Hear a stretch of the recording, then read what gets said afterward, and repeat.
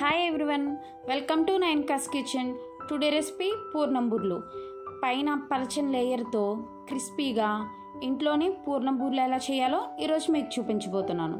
ఒక బౌల్ తీసుకుని ఒక అరకప్పు మినపగుళ్ళు, ఒక కప్పు రేషన్ బియ్యం తీసుకుని నీట్గా 2 times వాష్ చేసుకోవాలి. ఇలా వాష్ చేసుకున్న దాన్ని ఇవి ములిగేంత వరకు వాటర్ పోసుకుని ఒక 6 hours నానబెట్టుకోవాలి. ఒక బౌల్ తీసుకుని అరకప్పు పచ్చిశనగపప్పుని 2 hours నానబెట్టుకోవాలి.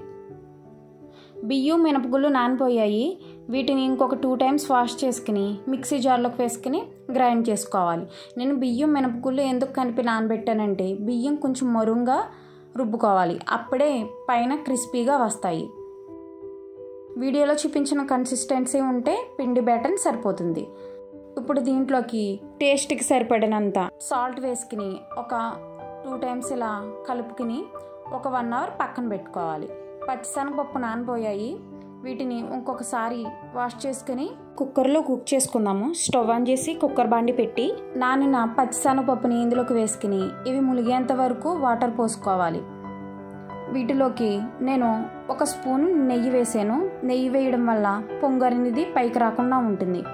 ఇలా వేసుకున్న తర్వాత కుక్కర్ మూత పెట్టి 5 to 4 విజిల్స్ వస్తే సరిపోతుంది.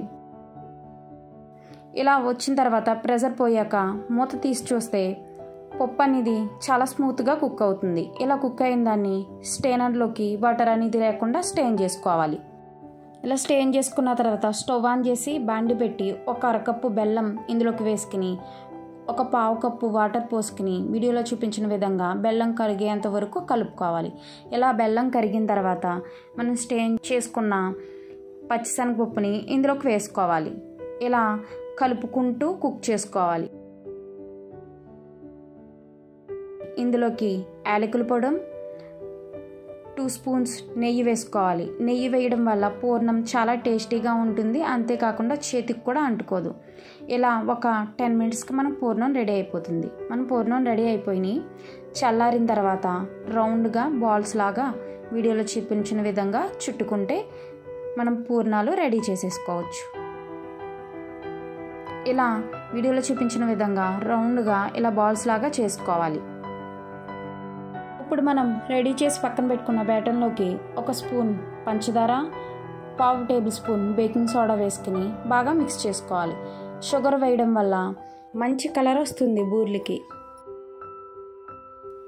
ఇప్పుడు మనం రెడీ చేసుకున్న పూర్ణాన్ని ఇందులోకి వేసుకుని వీడియోలో చూపించిన విధంగా కోటింగ్ చేసుకుంటూ పూర్ణాలన్నీ ఇలా వేసుకోవాలి.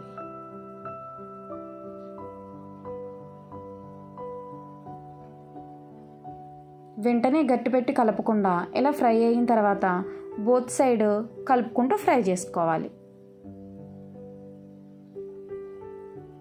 గోల్డెన్ బ్రౌన్ కలర్ వచ్చాక వీటిని తీసుకుని సర్వింగ్ బౌల్లోకి సర్వ్ చేసుకోవడమే.